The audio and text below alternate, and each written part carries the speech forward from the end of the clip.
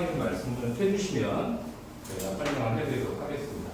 총 5가지 주제를 좀 잡아봤는데요. 일단은 좀 지금 코로나 때문에 변화된 부분, 그리고 그 학생들이 지원할 때 뭘 검토해야 되는지, 그리고 이전 연도하고 올해 좀 달라진 부분들, 그리고 지금 이제 가장 큰 문제가 4번째 주제인데 고3 학생들의 어떤 교과 성적이라든가 만족스럽지 못한 부분 어떻게 만들어갈지, 이제 190여일 정도 남았는데 그거에 대한 전략을 짜는 것, 그다음에 이제 정보 수집하고 상담하는 것까지 제가 말씀을 드리겠습니다. 지금 보셔야 할 게 이제 지도인데, 지도는 제가 뭐 다 보시라고 이렇게 하기보다는 서울 지역에 이렇게 산재에 있는 대학들이고 인서울대학교의 기준이거든요. 그리고 또 하나 보여드릴 지도는 전국 4년제인데 서울을 제외한 지역입니다. 그래서 제가 가나다군 목록으로 해서 목록만 드리고 지도는 별도로 안 넣어드렸어요. 보시면 그냥 답답하실 것 같아서 일단 기본적인 건데, 지금 현재 우리나라에서 247개 정도의 대학들이 존재하거든요. 그리고 그 중에서 198개 정도가 4년제라고 등록이 되어 있어요. 약간씩 변화는 있지만요.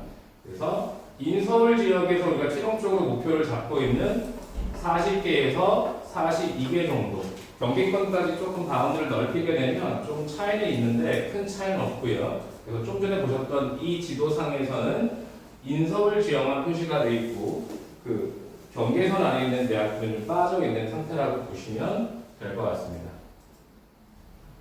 먼저 좀 설명을 드려야 되는 게 4+2 체제라고 하는 것인데, 수시와 정시로 나눠서 봤을 때 이제 전년도의 지원율, 그리고 예측 가능성과 선발 비율인데, 지금 논술은 좀 줄어들고 있습니다. 논술은 좀 많이 줄어들고 있어서 인원으로 볼 때도 그렇고 예측 가능성이 상당히 낮다라고 볼 수 있는데, 혹시라도 여러분들 자녀분들 중에서 무조건 6론 살 거다 그런 친구가 있다면 꼭 저한테 한번 상담 받으라고 해주세요. 왜냐하면 6논술을 하기 위해서 들어가는 시간에 비해서 예측 가능성이 너무 낮기 때문에 조금 고민을 해봐야 될 부분이고요. 그 외의 부분에서는 성적도 좋고 다 하면 고민이 없으시겠죠. 학생교육 교과가 예측 가능성이 제일 높은 상태이고, 이제 실기라든지 이런 거는 뭐 은비체 다 들어가는 거니까 그렇고, 지금 제가 주로 설명드릴 부분은 학생부 종합이나 정시에 대한 부분들이 될 거라고 생각이 들어요. 그래서 이렇게 4+2 체제는 올해하고 내년하고도 좀 변화가 많거든요. 그래서 인원 같은 것도 제가 설명을 좀 드릴게요. 일단은 비율적으로 봤을 때는 23대 77인데 얘는 전국권으로 봤을 때의 비율이고, 실제로는 인서울의 주요 대학을 보게 되면 70%가 안 되죠. 그리고 정시 위주, 수능 위주나 내신 면접까지 가는 부분이 32% 정도 늘어나게 됩니다. 그리고 이제 이걸 잘 보셔야 되는데, 이따가 자세히 설명드리겠지만 가군, 나군, 다군의 비율이 다르지 않습니까? 이렇게 어머님께서 가장 많이 하시는 질문 중에 가군, 나군, 다군을 어떻게 분류해서 써야 되느냐인데, 사실 일반적으로 말씀을 드리면 아마 컨설팅 받아보신 분들도 다 비슷한 말씀 하실 건데, 가군이나 나군은 좀 강한 학교들, 그리고 다군은 그에 반해서 조금 약한 학교들, 이렇게 말씀들을 하세요.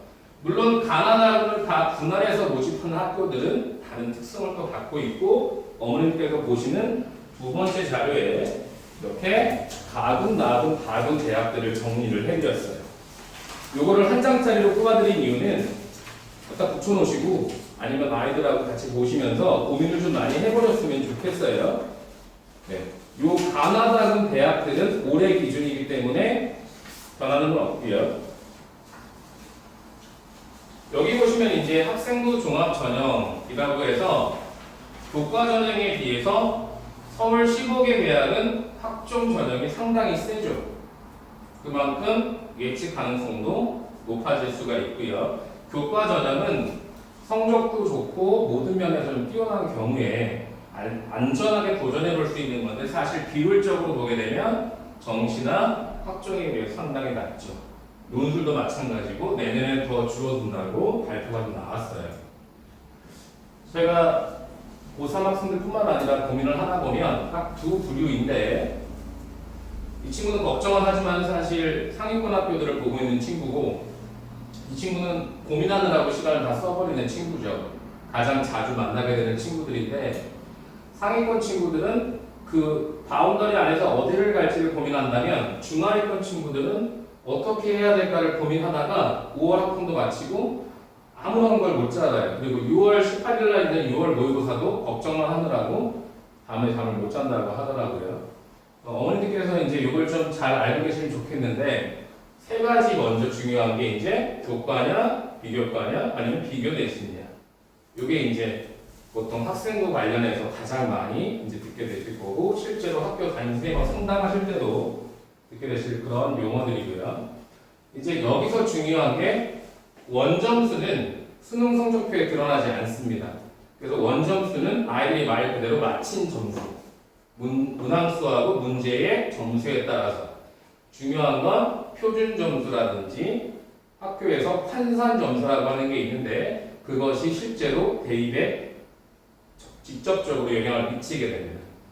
상대평가와 절대평가는 과목마다 틀린데, 한국사와 영어 같은 경우에는 절대평가가 이루어지고 있죠. 정시 모집분이 3개로 되어 있는데, 서울대가 내년부터 정시 모집분을 이동할 수도 있다라고 합니다.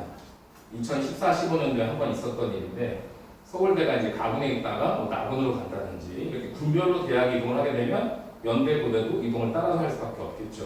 그런 변화도 있는 정시 모집분 요소하고 최저학력 기준인데, 이거를 반드시 기억하셔야 되는 게 뭐냐면, 좋은 학교를 가고 싶은데 수능 최저가 있으면 반드시 그 학교에서 반영하는 비율에 맞춰야만 되는 거고요. 작년 한 해만 해도 인서울 주요 대학에 다 통과했는데 최저 학력 기준에 미달한 친구, 아깝게 하나가 모자란 친구가 2,000명이 넘었다고 합니다. 그래서 충원율이 높아지는 거죠. 대학교고사는 올해 마지막으로 실시되는 적성고사가 지금 남아있고요. 지금 MT에서도 지지난주부터 시작을 했는데 11개 대학인데, 사실 적성은 뭐 대표적으로 가천대 같은 곳을 이제 말을 하는데, 사실 저는 개인적으로 적성을 추천하지는 않습니다.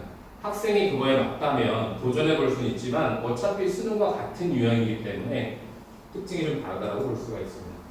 이제 여기서부터는 좀 아이들의 눈높이에 맞춰주시면 좋겠다 싶어서 썼는데, 추가 합격은 말 그대로 추가적으로 합격하는 건데, 추가 합격하고 추가 모집하고는 좀 다릅니다.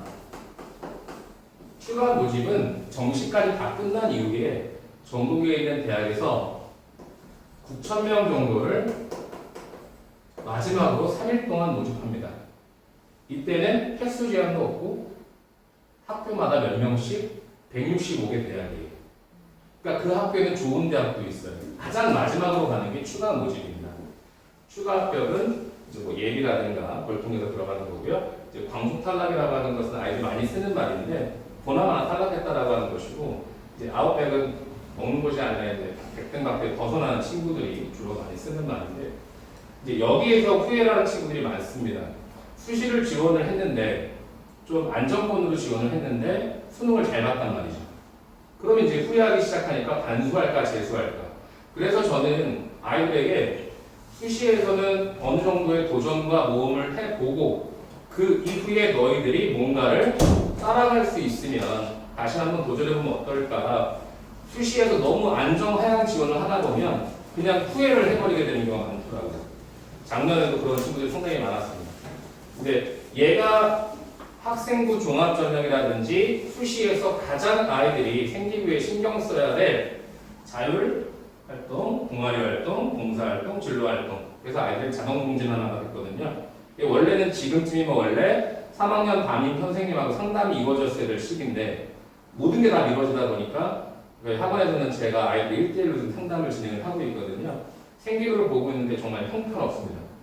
봉사는 가득 찼는데 동아리가 안 된다든지 진로활동이 엉망이라든지 이 4개 중에 하나라도 떨어지면 입학사정관은 아예 제껴놓습니다. 4가지가 다 골고루 들어가 있어야만 효과적으로 생기부 작성이 되어 있는 겁니다. 이번에는 제가 정시를 기준으로 지원자의 유형 3가지를 좀 말씀드릴 텐데요.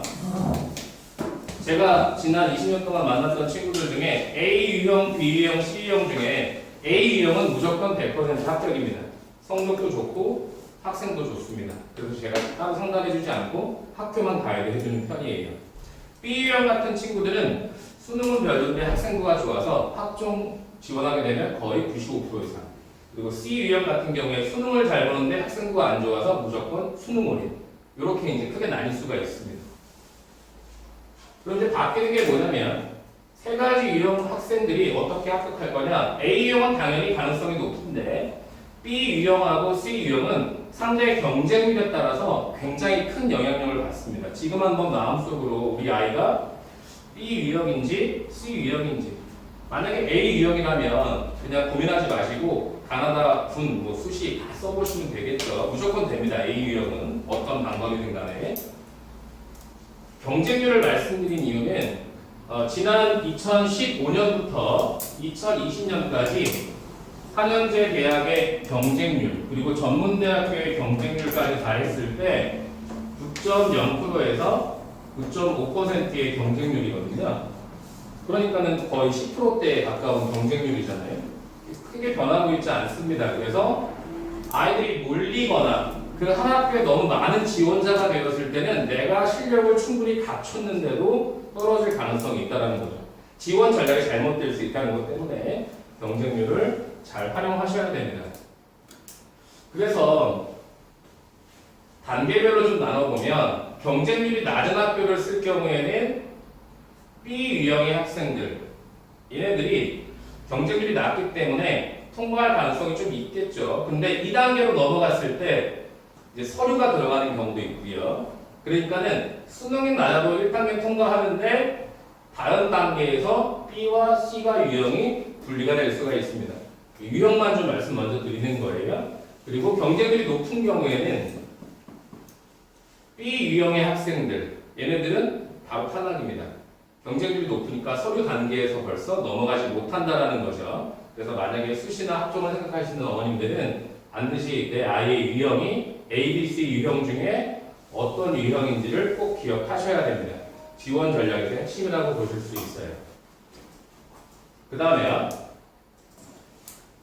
그러면 세 가지 정도를 나눠서 보게 되는데 어떻게 특성을 잡고 학생부의 상황을 만들고 대학들의 경쟁률 추이를 볼 거냐. 이 세 가지를 종합한 이후에 그걸로 지원 학과를 판단하게 되는데 아이들이 보통 부모님 의견, 선생님 의견에 많이 따르는 편이에요.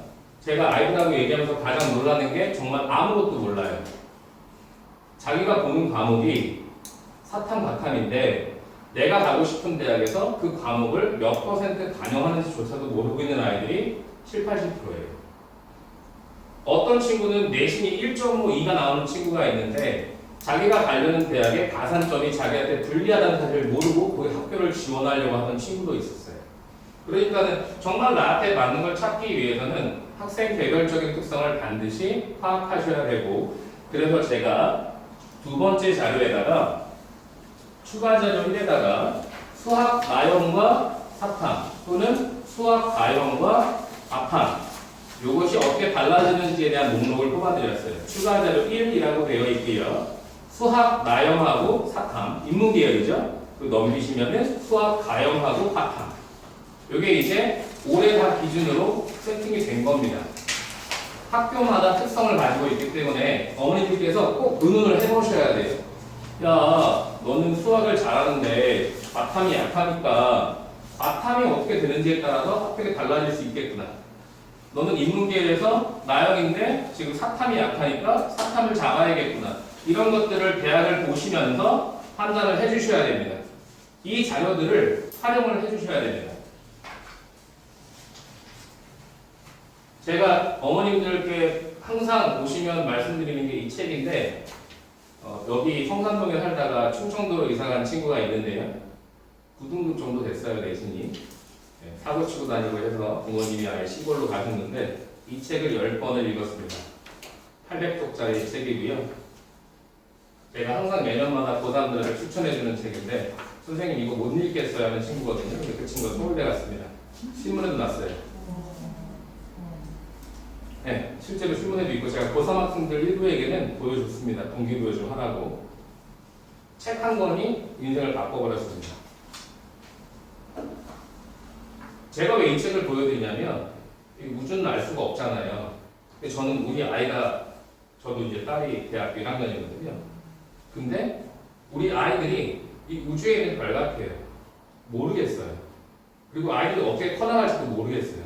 근데 이 책을 읽으면 그거에 대한 지혜를 주더라고요. 한 가지 예를 드리면 상암고등학교 어머니들도 계실 텐데 상암고등학교 3학년 실제 학생이 지금 제 수업을 듣고 있는데 3개월 전에 죽고 싶다라고 해서 상담을 진행을 하고 이 책을 사줬거든요. 이 책을 사주고 일주일 동안 읽어봐. 그러면 다른 책을 줄게. 그래서 상담실에 있는 책들을 계속 주기 시작했는데 그 친구가 영어 7등급에서 이번 올 학평에서 3등급 나왔어요. 3개월 만에. 그래서 제가 물어봤어요. 아니 너 이 책 읽었는데 영어 성적이 많이 올랐다 그랬더니 공부가 재밌어지더래요. 그러니까 동기부여가 될 수 있는 건 책 한 권일 수도 있고 부모님과의 대화일 수도 있고 지금 시기가 굉장히 어려운 시기인데 그럴 때 뭔가 획기적인 전환점을 만들어줄 수 있어야 되지 않을까 싶습니다. 이제 여기 보여드리는 건 이제 점수와 관련된 거라 좀 민감한 부분인데 2020년 즉 2019년 수능에서 치러진 국어, 영어, 수학, 가나영의 응시생수와 점수입니다. 여기서 주목하실 점은 각각의 특징이 있지만 영어 과목인데 제가 말씀드리는 이유는 영어 선생님이라서가 아니라 영어의 1, 2, 3등급이 인원이 굉장히 증가하고 있고요. 올해는 코로나 때문에 영어 영역의 수준이 낮아질 거라고 합니다. 영어뿐만 아니라 국어나 수학, 가나영도 난이도를 조절하게 되면 상위권 1, 2, 3등급 학생들이 지금 이 그래프보다 훨씬 더 증가하겠죠. 그러니까 경쟁률이 치열해질 수 있다라고 하는 걸 좀 보여드리고 싶은 건데요. 수학 다양에 비해서 수학 나이가 훨씬 많습니다. 그런데 실제로 나영을 푸는 친구들 얘기를 들어보면 체감 난이도는 별로 쉽지 않다입니다. 그러니까 만약에 우리 아이가 수학을 나영을 치르는데 잘할 수 있는 방법은 아까 보여드렸듯이 수학 나영과 사탐 이 부분에 가산점이나 계산을 잘해주는 학교를 가면 합격 확률이 확 올라가는 거고요. 수학 가형을 보는 친구들 같은 경우에는 이과 계열이지 않습니까? 수학 가형과 과탐의 가산율이 둘 다 있는 학교에 가면 훨씬 유리한 거죠. 이때 영어는 적게는 15%에서 많게는 33.3%까지 학교마다 반영 비율이 틀립니다. 어떤 학교 같은 경우에는 아예 1, 2등급을 같이 취급하는 학교도 있어요. 감점도 없고 가산점도 없고. 하지만 과목마다 다 틀리고요. 국어는 제가 별도로 말씀드리지 않겠습니다. 아이들이 가장 힘들어합니다. 막 불수능 되면 국어 때문에 아까 말씀드렸던 것처럼 최저 등급을 못 맞춰가지고 탈락한 애들이 수천 명이에요. 그리고 그 친구들은 또 정시에 몰리겠죠. 그렇게 경쟁률의 변화가 항상 일어날 수 있다는 겁니다. 이제 5월 학평에 대해서는 제가 살짝 리뷰를 좀 해드릴게요. 아이들이 최근에 치렀기 때문에 각각의 등급 컷에 대한 예상치가 나왔는데 제가 전년도치하고 최근 3년치를 비교를 해봤는데 거의 비슷했는데 지금 이 주황색 표시되어 있는 부분, 노란색 표시되어 있는 부분은 조금 소수 의견이라서 제가 따로 빼놨고요. 큰 차이가 없었습니다. 즉 작년에 3, 4, 5월 모의고사의 컷과 올해 1등급, 2등급, 3등급 컷에 큰 차이가 없고 1등급 컷, 2등급 컷이거든요.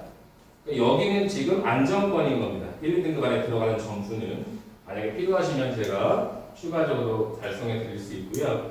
학생들한테 물어봤더니 약간 어려웠다와 보통이었다가 70%에 가깝습니다. 그 말은 난이도가 평이했다라는 거죠. 학생들이 느낀 거예요.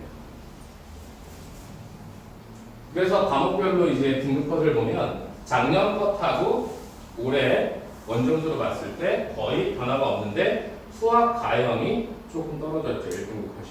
어렵다는 얘기입니다. 그리고 수학 나영 같은 경우에는 동일하고요. 영어는 원래 절대평가가 동일합니다. 그러니까 어머님들께서 만약에 내 아이가 수학 가형을 치른다 그러면 이 정도 선이면 1등급에 들어갈 수 있는 점수대구나 하셔도 됩니다. 6모나 9월 모의고사에서도 크게 다르지 않습니다. 여기 위에 보이는 이 표준 편차라고 하는 것은 나중에 말씀드리겠지만 그 문제의 난이도에 따라 달라질 수 있습니다.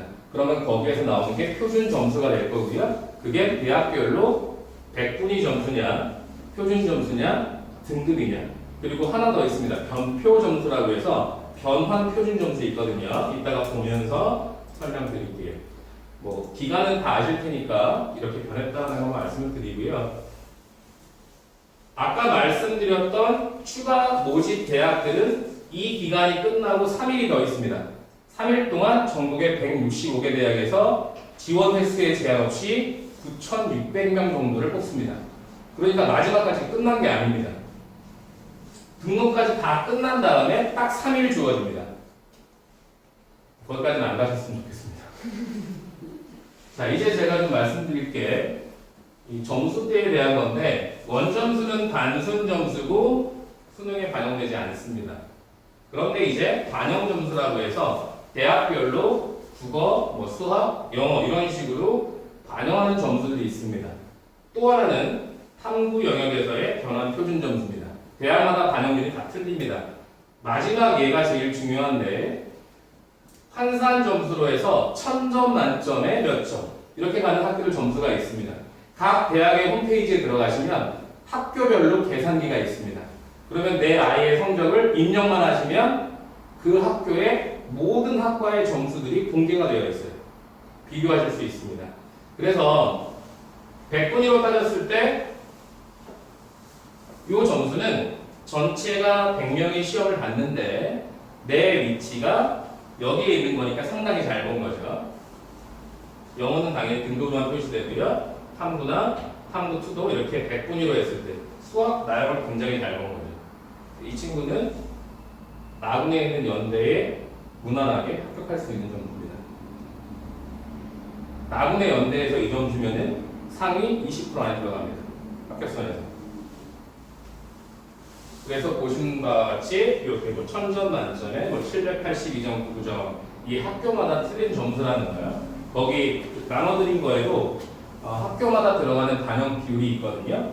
제가 나눠드린 자료에서 두 번째 추가 자료에 보시면 영어 등급별 반영 비율 표가 있고요. 또 넘기시면 세 번째 자료에는 이렇게 학교마다 어떻게 반영하는지 반영 과목들하고 퍼센티지가 표로 정리되어 있습니다. 요걸 이렇게 보시면 이거는 직접 그 원하는 대학에 들어가셔서 보는 게 가장 좋습니다.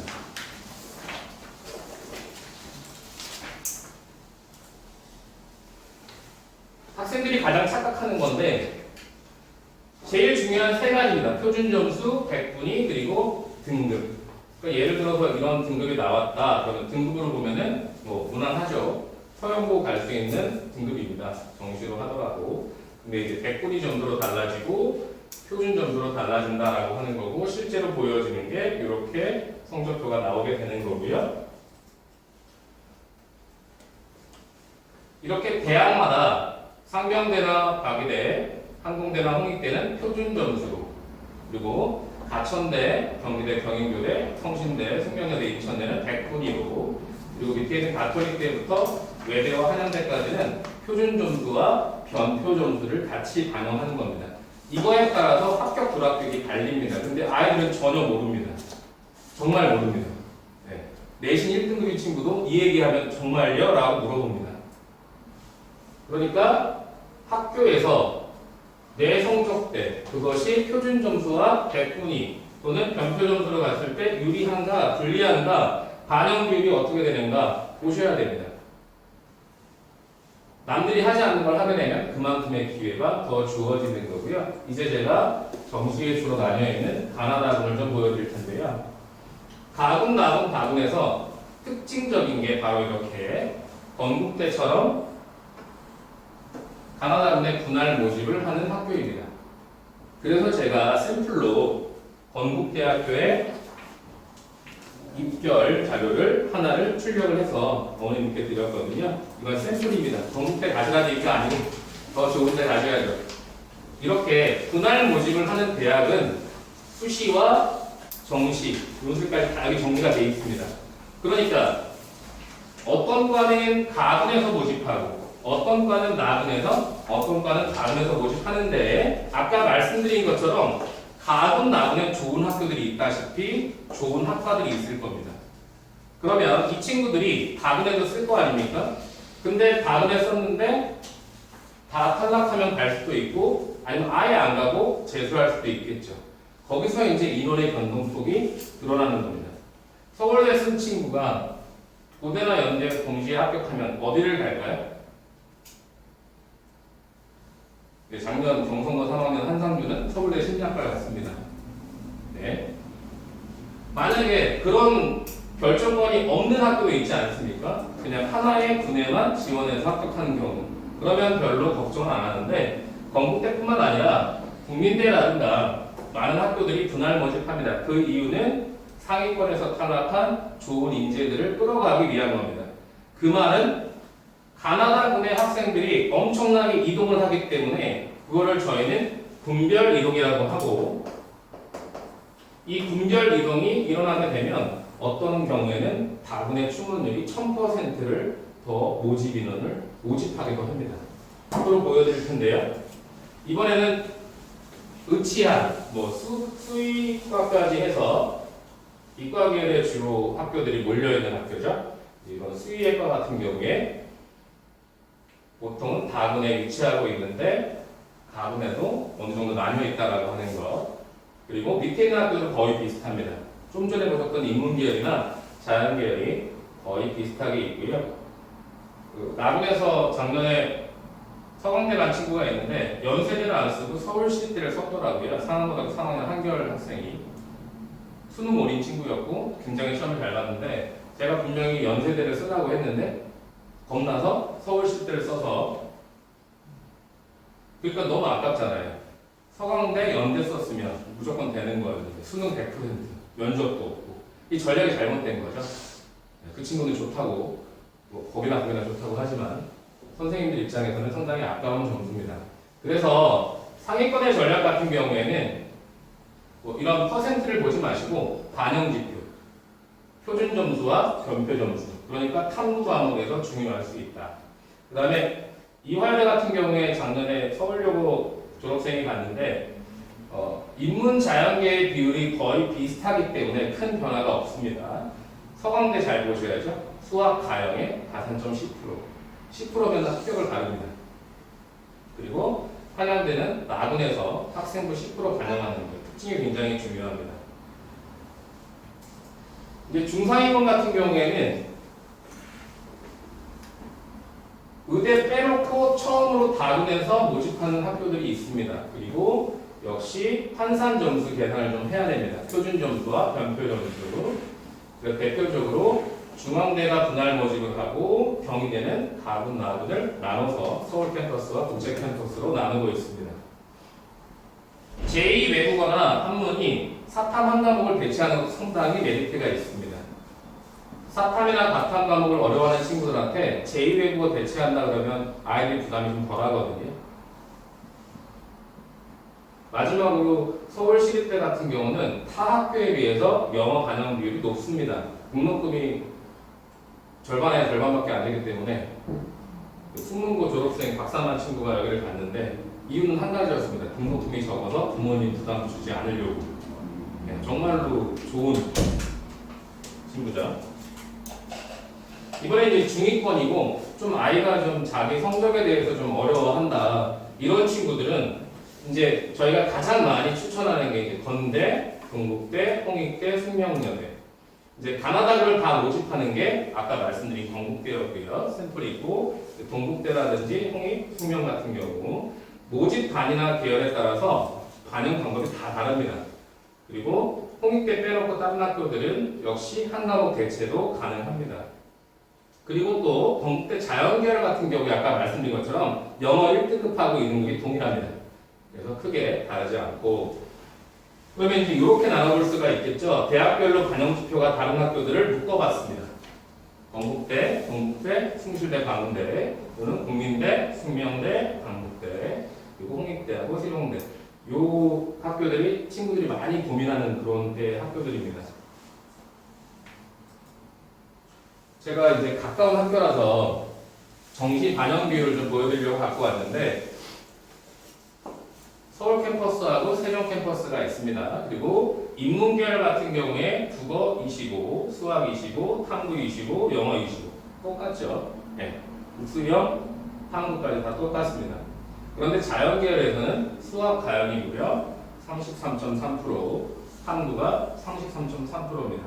그러니까 자연계열에서 홍익대를 가겠다. 수학하고 탐구형을 잡으면 나머지는 16%밖에 안 되기 때문에 합격 확률이 2배로 높아집니다.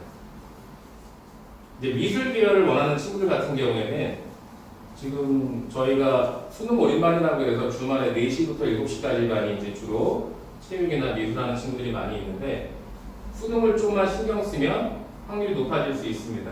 왜냐하면 두 개를 선택하는데 반영 비율이 각각 33.3%니까 내가 잘하는 거 두 개만 잘하면 미술 계열에도 합격 확률이 올라갈 수가 있습니다. 물론 이제 실기 위주와는 다른 전형을 말씀드리는 겁니다. 세종 캠퍼스는 별도로 말씀드리지 않고요. 그러면 정시 경쟁률이 어땠는지 좀 보여드리면 홍익대학교는 나군과 다군에서 정시로 모집을 하는데 수능 우수자 전형은 4대1 그리고 특성화고 졸업도 역시 4.6대1 다군이 조금 다른데 수능 우수자 전형이 무려 10.3대1입니다. 수능 우수자 전형은 인원도 많을 뿐만 아니라 지원자도 그에 못지않게 많습니다. 그래서 전체 모집 인원 1083명, 그다음에 10,000명이 넘는 인원이 지원해서 평균적으로는 9.26대1 정도를 기록했는데 친구들한테 어디 대학 갈래? 그러면 집에서 가까운 데 가고 싶다라고 말을 많이 하거든요. 효도하는 방법은 두 가지다. 공부를 열심히 해서 수능 다 1등급 받고 센 데 가던가 아니면 그나마 좀 가까운 데 가서 거기 뭐 놀 것도 많고 좋으니까 근데 추천하진 않습니다. 학생들은 어떻게 될지 모른다고 제가 아까 말씀드렸잖아요.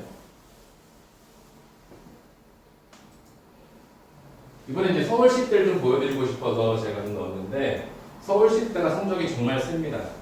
딱 보셔도 아시겠지만 1000점 만점에 거의 940 밑에가 안 보이죠. 이 말은 일반적인 등급으로 봤다면 거의 올 1등급이라는 얘기입니다. 컷입니다. 그리고 평균 점수를 봐도 영어에서 국사학과하고 도시역사학과를 뺀 나머지는 다 2점대입니다. 그러니까 3등급, 4등급 가지고 갈 수 있는 경우는 요거 한 표입니다. 서울시립대에서. 그렇다고 해서 불가능하다는 건 아니고요, 어머님들한테. 그 말씀을 드린 건 아니고 홍익대학교와 서울시립대 차이가 엄청 크다는 겁니다. 성적의 차이가. 이번에는 최종적으로 서울시립대에 등록한 친구들의 것인데 자연계열이거든요. 이 친구들은 이제 수학 점수를 좀 보셔야 됩니다. 100점 만점에 80점대가 여기 3개, 여기 하나. 도시공학과, 토목공학과, 주로 공대 쪽인데요. 요거 빼놓고는 다 90점대 이상이고요. 영어도 3등급이 도시공학과 하나 정도만 보이고 있습니다. 그러니까 서울시립대는 최종 등록자 성적이니까 내 아이의 현재 성적과 비교해 보시면 서울시립대가 가능하다, 불가능하다 정도가 나올 수 있겠죠. 아이들에게 이걸 보여주셔야 됩니다. 야, 너 성적 이래서 서울시립대 안 되니까 성적 올려야지. 그래야지 아이들이 할 이유가 생기는 겁니다. 이번에는 이제 어떻게 그러면 수능을 준비할 것인가에 대한 건데 이번에 5월 학력평가가 좀 엉망이 됐습니다. 상암고는 등교 선택하기도 했고 또 인천은 난리가 나서 그랬고 근데 제가 사설 모의고사를 많이 나눠줍니다. 아이들한테. 그럼 아이들이 좀 힘들어하는 게 뭐냐면 선생님 계속 풀기만 해도 되겠어요? 근데 실제로 푸는 것을 실제 시험처럼 하지 않으면 성적 절대 오르지 않습니다. 영어 듣기평가 3교시에 점심 먹고 듣다가 잠드는 애들이 다 많습니다. 실제로 그렇습니다. 왜? 수능이 아니기 때문에. 그런데 학력평가를 열심히 보지 않으면 5월에 그랬으면 6월, 9월도 그렇게 합니다. 그래서 6월 18일, 7월, 8월, 9월 목표, 그리고 10월 사설까지 이 5번이 정말 신중하게 응시하도록 해야 됩니다. 두 번째는 제가 담임 선생님이라고 하는 이유는 학교 선생님 관계가 학생부 활동이라든지 학종에서 상당히 중요한 비중을 차지합니다. 지금은 안 되지만 코로나가 좀 잠잠해지면 어머님들께서도 적극적으로 상담이라든지 어떤 가는 대학에 대한 것 그렇다고 뭐 학원 선생님들이 안 해주는 거 아닙니다. 학원이든 학교든 선생님들과 끊임없이 상담을 해서 아이들이 깨우쳐야 됩니다. 이 중간고사 대비를 좀 말씀드리고 싶은데 지금 두 개 학교 같은 경우는 중간과 기말을 한 번만 치른다는 얘기가 나왔습니다. 아예 안 보는 학교는 없고 중간 기말을 한 번 치르겠다 하는 학교 나왔는데 3학년 같은 경우는 생기부라든지 수시 때는 어쩔 수 없이 다 치르겠죠. 근데 중간고사 기간이 3번 밀렸습니다. 그래서 저희 학원에서도 지금 한 달의 대비 기간이 2달로 늘어났고 아이들도 많이 슬럼프를 겪고 있는데 이런 케이스로 아까 말씀드린 것처럼 연계활동 그리고 독서, 다양한 진로, 탐색 등을 통해서 대비도 하면서 시간 활용을 할 수 있어야 되고요. 이번에는 특별히 수시 준비하는 친구들은 어머니들께서 정말 서두르셔야 됩니다. 시간이 없습니다. 생기부에 대한 것뿐만 아니라 아까 말씀드렸던 자율, 동아리, 봉사, 진로활동 이 네 가지가 골고루 갖춰져 있지 않으면 탈락풍들이 크게 늘어납니다. 네 가지 다 보여야 됩니다. 그 부분을 준비해 주셔야 되고요. 담임 선생님뿐만 아니라 학원 선생님들 자료 받아서 같이 협업해 나가는 과정이 상당히 중요합니다. 이 협업이라고 하는 부분은 사실 제가 생기부나 성적표를 받아보면 정말 한숨 나오거든요. 학교 선생님들이 적어줄 게 정말 없었을까? 그만큼 매달려야 됩니다. 아이가 매달리면 선생님도 해주시는 부분이 있죠. 그래서 선생님과의 관계, 지금은 비록 온라인이라든지 이런 걸로 주로 이루어져 있지만 그럼에도 불구하고 자주 연락드리고 자신의 진로에 대해서 어필하고 자신의 생기부가 이렇게 이루어져야만 한다는 것을 강력하게 피력해야지만 좋은 생기부가 나올 수 있습니다. 생활 속 거리두기가 제가 여기다 넣은 이유는 딱 두 가지입니다. 올해 수능이 제대로 치러질 수 있을까에 대한 걱정입니다. 근데 그거를 떠나서 만약에 내 아이가 너무 준비를 잘했는데 잠깐 코인 노래방 가서 머리 식히러 갔다가 아픈 겁니다. 다른 사람에 의해서. 그러면 1년이 아니라 수년이 날아갈 수도 있잖아요. 그래서 아이들에게 평상시에도 계속해서 언급을 좀 해주셔야 됩니다. 너 한 번뿐인 수능이다. 재수는 없는 거다. 학원에서도 저희가 마스크를 착용하고 손소독을 하고 지금 3달째입니다.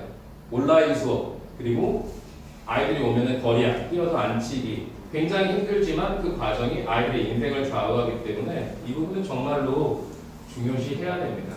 그래서 이제 다음 넘어가서 이제 수능까지 190여일 정도가 남았는데 어떻게 써야만 좋을까에 대한 겁니다. 제가 이거를 처음으로 말씀드립니다. 지난 20년 동안 학부모님한테 한 번도 말씀 안 드렸는데 저도 나름대로 이제 노하우라고 해서 성공의 비율은 20%에 있습니다. 그러면 뭐냐? 80%를 애들이 지금 다른 걸 하고 있습니다. 공부를 너무 잘하는 친구들도 80%는 다른 데 시간을 투자하고 있습니다. 근데 중요한 건 그 친구들은 20%만 해도 성공하더라 이거예요. 합격하더라 이겁니다. 그럼 어떻게 하면 20% 할 수 있느냐? 그래 80%는 잘 못하고 있지만 여기에 완전히 올인을 시켜야 됩니다. 예를 들면 학교 수업 시간, 학원 수업 시간, 그리고 뭐 과외라면 과외 시간, 그 공부하는 시간이 10시간 중에 2시간만 제대로 집중하면 성적이 올라갑니다. 지난 20년 동안의 아이들의 추세가 그랬습니다. 딱 보시면은 이 아이는 지금 공부하려고 앉았는데 5만 가지 생각 때문에 아무것도 못하고 있지 않습니까? 선택하고 집중이 필요합니다. 제가 말씀드린 이 80%의 시간을 어떻게 하면은 20%의 시간과 더할까? 이건 진짜 힘듭니다. 천재 과학자도 자신의 뇌에 10%도 못 쓰고 죽었다는 말도 있지 않습니까? 그래서 저는 어머님들께 빅데이터에 대한 걸 좀 말씀드리고 싶은데 대입 정보 포털 사이트가 5군데가 있습니다. 뭐 진학사 같은 거나 데리스타 알파도 있는데 사실 어디가라고 하는 사이트가 대입 정보 포털에서는 가장 많은 자료를 가지고 있습니다. 정부에서 지원하는 거고 대학 교육 협의회에서 하기 때문에 이 어디가 사이트에 들어가시면 95% 이상의 정보가 다 들어있습니다. 실제로 제가 진학사, 베레스타 알파, 각종 뭐 김영일 편입, 입시까지 다 돌려봐도 이 사이트만 못했습니다. 정부에서 엄청나게 돈을 투자해서 만들고 있고 전액 무료입니다.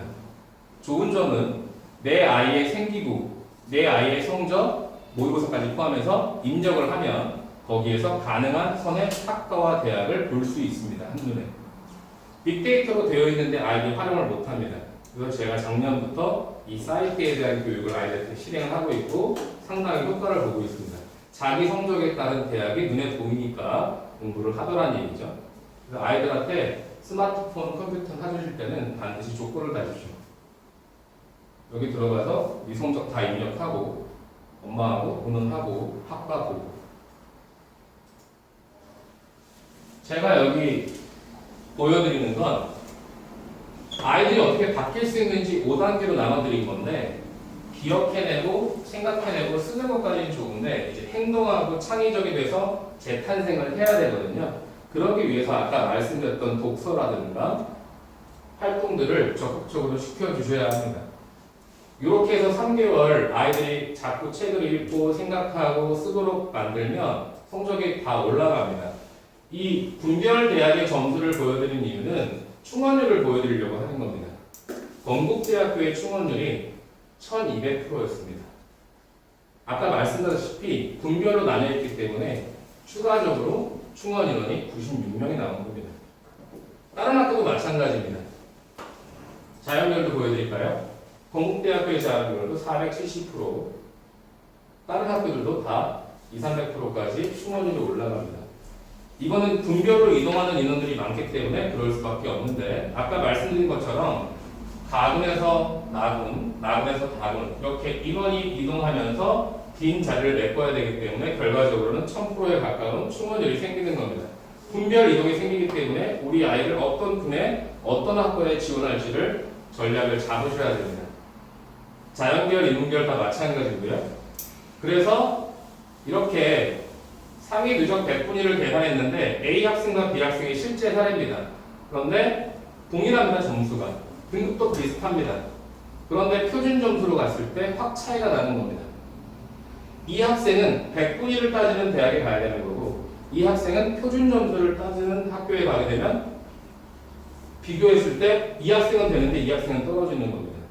그러니까 100분위 1.95가 얘를 이길 수 있지 않습니까? 이 친구는 여기에 유리한 학교를 가야 되는 거고 이 친구는 표준 점수에 유리한 학교를 가야 되는 겁니다. 하나 더 보여드리면 이번에는 이제 수능 성적에서 합계 점수가 똑같습니다. 동일 점수인데 100분위도 똑같습니다.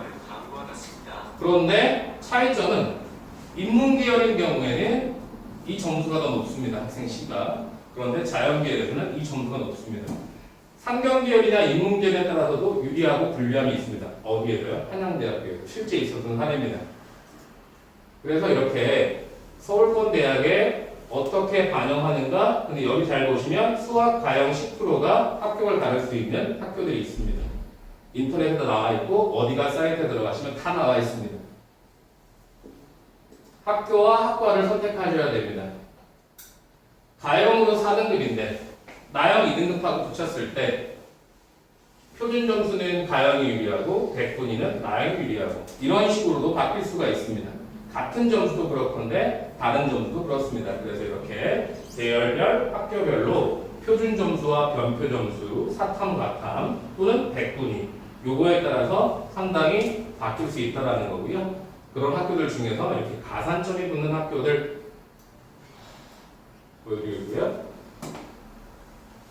5단계인데 제가 다 말씀드린 겁니다. 보이지 않는 점수는 찾아야 되는 거고 지금 아이들이 고민하는 거 어떤 대학, 어떤 학과를 갈 건데 미래를 좀 살펴보셔야 된다는 거. 제가 좋아하는 말 중에 하나인데 정시의 전략은 아주 오묘한 선택에서 시작됩니다. 그런데 끝은 무한한 가능성이 있습니다.